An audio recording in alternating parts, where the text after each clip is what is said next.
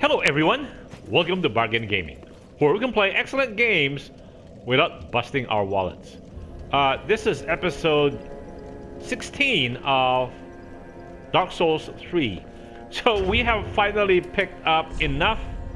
If we look at our intelligence down on the left hand side, down to the last third, it says we now have 16 intelligence. So that means we can now use this staff. So we will attach it, we will carry it here. So this staff, this is the heretic staff.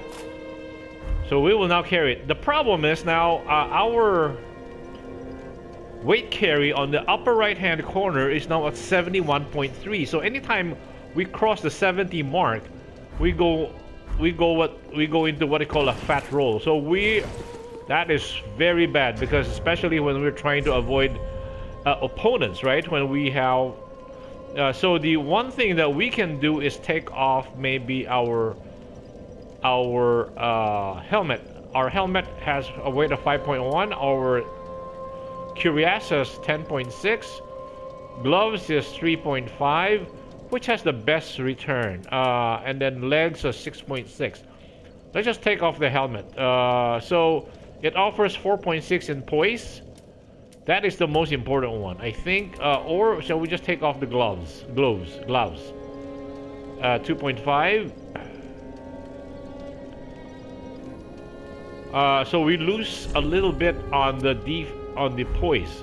Okay, so that will bring us way below 70%. Okay, let's try to work with that.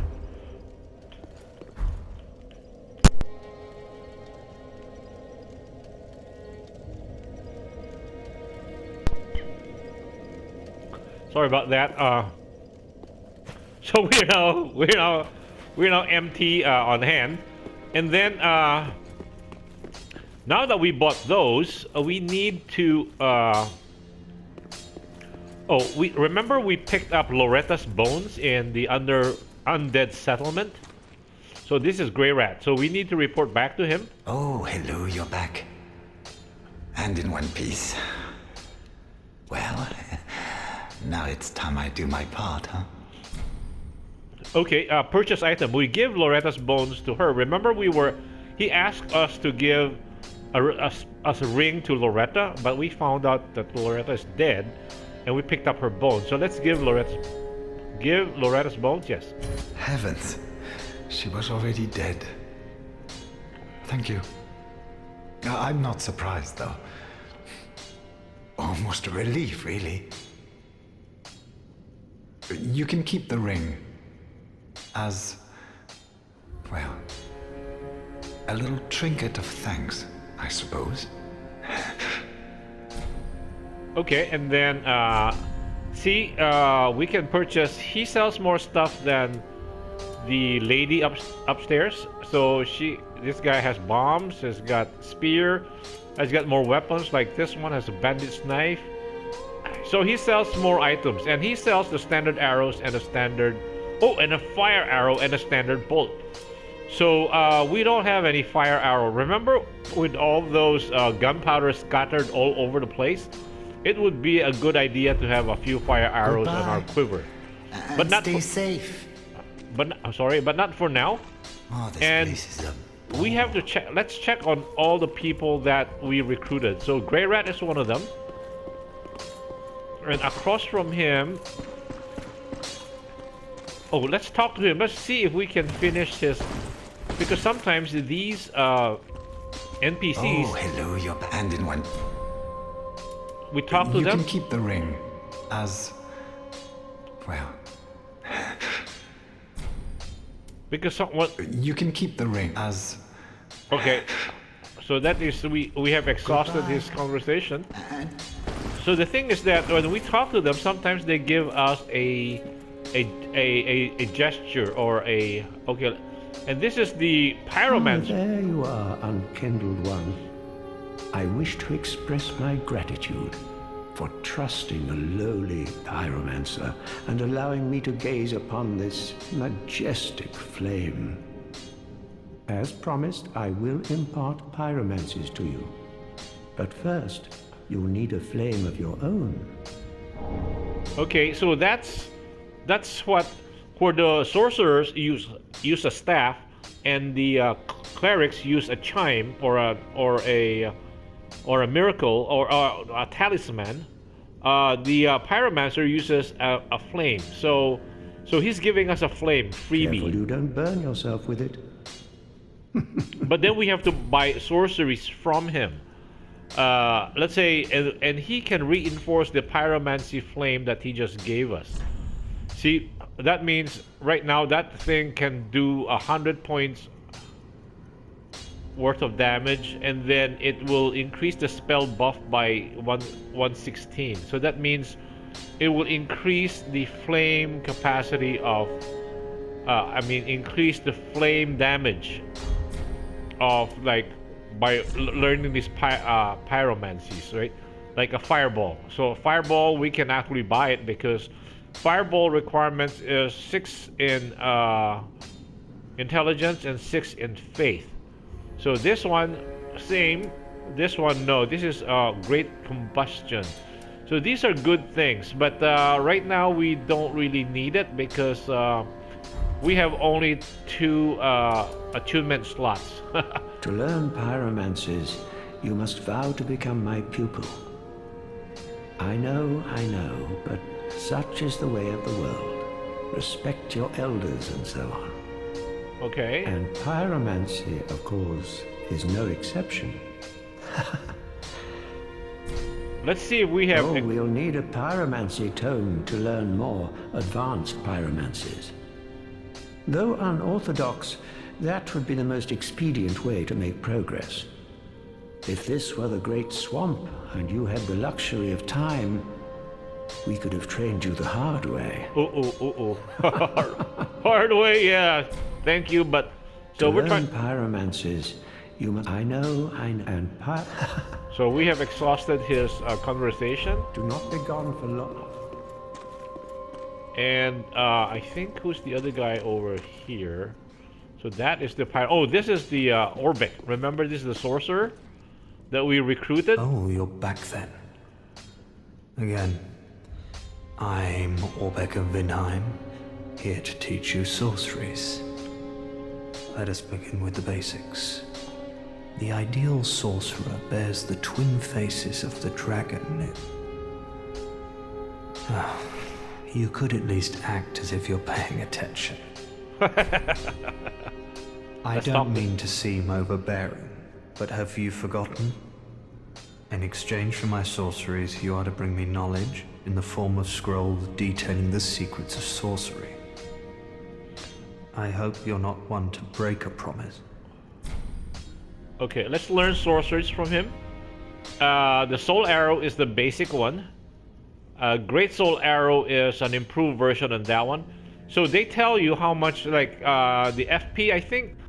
I don't know, I treat them as mana, but why is FP? Maybe focus point or something? Like hit points is HP, and then FP is focus points. And right now we have 99, right? I think no, sorry. So Great Soul Arrow is good, but it costs 10 FP points. Heavy Soul Arrow is the basic, stronger, longer casting than Soul Arrow, and then this is Great Heavy Soul Arrow, and then Farron's Dart. These are all very good things. This is one of the great spells I used to like. It turns our staff into a massive sword that's does like 180 degree wide damage. And then magic weapon. Oh, this will enchant our weapon. And then this one's spook. And oral decoy. I think let us get this one first. Heavy soul arrow, yes. And then spook. Spook allows us to walk quietly and also minimize our damage from falls. Okay, and so let's buy. We have that one, and then maybe let's buy the Great Soul Arrow. This is faster casting than this one. So they have a 1 point difference in terms of casting cost. but this one is much faster. I don't know. We have to measure how much damage it does. I would love to get this. This one, Soul Great Sword. Wow, but its casting cost is 23 mana, so maybe not. For now, we have 2. Maybe Great Soul Arrow. So in case we need a fast casting. Okay. I don't mean to seem overbearing in the form of I hope you're not. Okay, leave. Come again. So we've met the 3 guys, right? Grey Rat, the Pyromancer, Orbeck, and let's look for the other guy. Yoel. Yoel from... I think he must be somewhere here. He's got to be somewhere here. I don't see him. Maybe on the other side. Remember the pilgrim that we talked with? So let us check on him. Hopefully he's on this other side.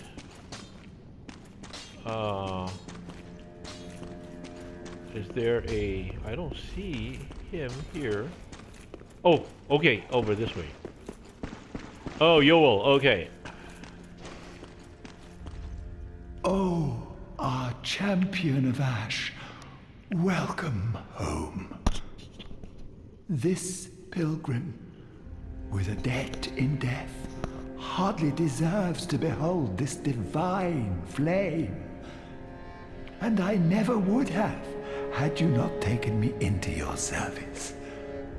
I thank you dearly for this, and assure you of my leal service. Draw out true strength. Okay. As I have said, I was once a sorcerer. Alas, the magic of Londor is a far cry from the wonders of Vinheim. But I can teach you what I know. Perhaps, more importantly, I believe that I can help tease out your true strength. We pilgrims of Londor are keenly aware that those branded by the dark sign possess something quite special. Oh, so that's why. So when we talk to them, they give us a gesture. But I can perhaps. I believe we pilgrim those. So apparently this guy has a quest line. So that is something we can actually check on. No, I'm not check on. I will check on it myself, rather than have everybody. Let me understand what the quest line is before. I think this is part of the draw out the true strength. So let's leave him for now. So we have again. We just spent so much souls, right? Almost a level's worth. We had almost 10,000 souls, and now we're down to 2,700. We never did talk to him, right? What need? Let's talk to him. Weapons and protection are sturdy enough by and large, but when overused, they'll eventually break.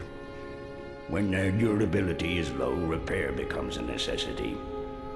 Use a powder, or simply rest at a bonfire. But should chance impel them break, bring them me. Okay. I'll hammer them back into shape.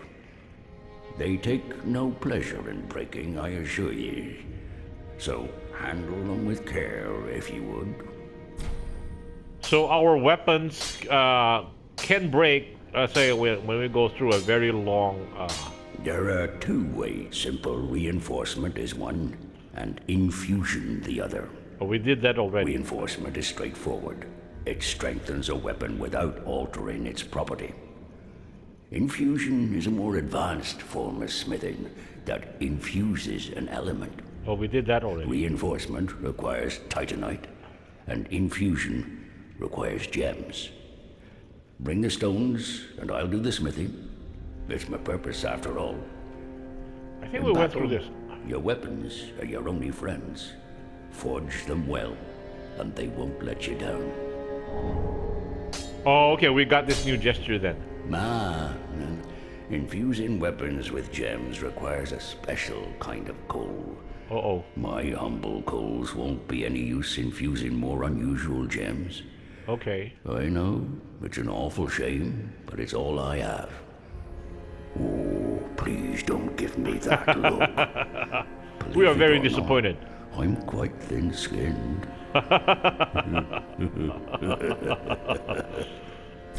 Yeah, we are very By the way, disappointed. If you find any Estus shards, Bring bring 'em them here. here. They can be used to reinforce either of your Estus flasks. Without those flasks, you'd want for life or focus. And they'll always stay with you. Why not treat them well? Okay, we will. Oh, that reminds me. Weapons and protection are sturdy, but when overused, when they're Okay, I think. should chance, I'll Okay, hate we've it so. so we have exhausted his dialogue, and so that means it reminded me we have to at least put one into now that into Be careful. right, because we have we are now going to cast spells, and our focus points is pitiful at 124. So anyway, so we'll see. 124, that means now we need to attune our spells. So that means we can't attune our spells, and so for that slot, let's put not the Great Soul Arrow, Heavy Soul Arrow. And for this other slot, let's put the Spook in case we need to travel lightly or escape, or we can do backstabs with that. So with those two spells there, this game plays, our character plays very differently now. Oh, I put it in the wrong slot, so it should be here. It should be here. So that we have our alternative is either a melee weapon or a casting weapon. So okay, and let's go back and we can do a trial run to see how different it plays, because we have been to the road of sacrifice, right?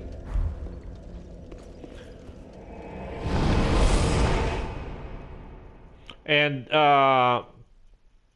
we were a pure melee guy, and so let's see how the game plays.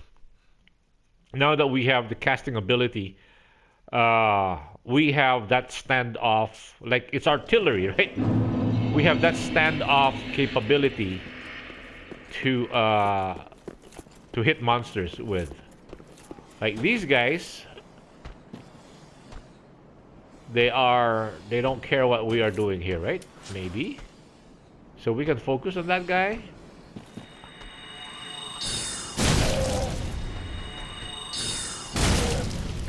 Whoa. Took 3 hits. So that's how casting is. See, we are not attracting. Had we gone out there on our own, we would have, they would have converged on us. So the casting is a little slow, but not too bad, right? So we have that alternative now. See, this, had we gone out there, all of those guys would have aggroed on us. So right now, because we are past them and we're behind them, our spells doesn't generate the kind of aggro as if we approach them directly. Let's say we go after the big bird up there. No. I think that guy casts poison, so, and that's a deadly thing. I don't want to deal with poison now until we get better, what do you call this? Better resistance to poison. Okay, and let's see. There is supposed to be a ring here that is, we haven't tried to get because It's a good sorcerer's ring, and it will hasten our casting time. Ooh. Let's see if we can get it. I'd just like to show you guys where it is at, because we really need, what we really need is to continue with our undead settlement run, because we have not finished that one. We just happened to stumble into this third chapter. And then over here, like here, we can draw this guy.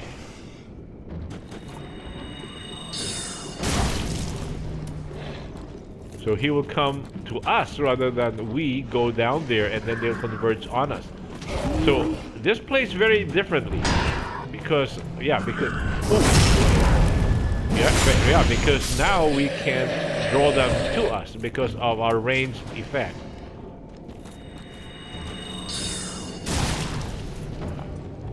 Uh-oh.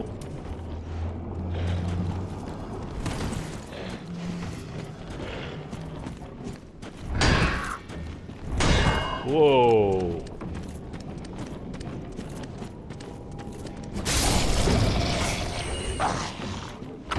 And then they're also easy to kill because now it's just one hit. Unlike, because they're already severely damaged.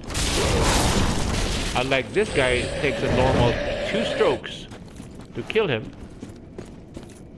So it plays much simpler. It makes our character a lot more powerful.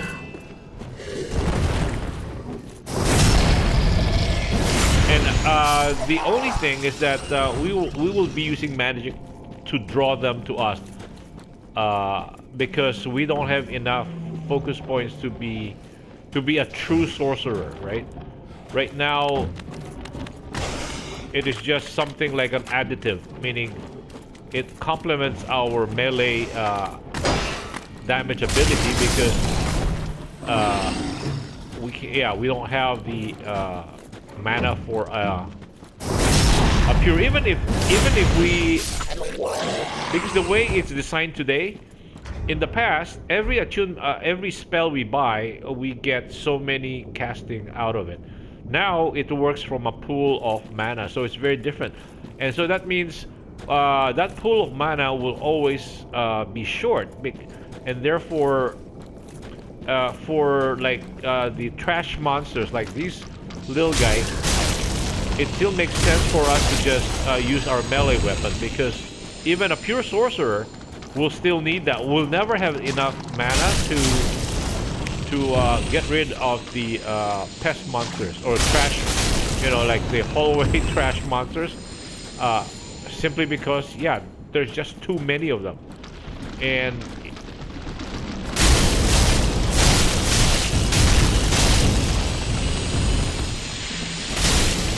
whoa, poison. Oh, we were almost poisoned. Almost. Now, if we have enough mana, we can just...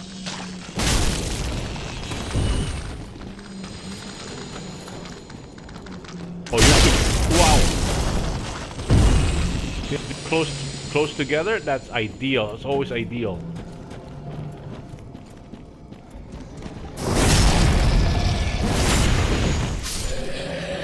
So it plays very differently.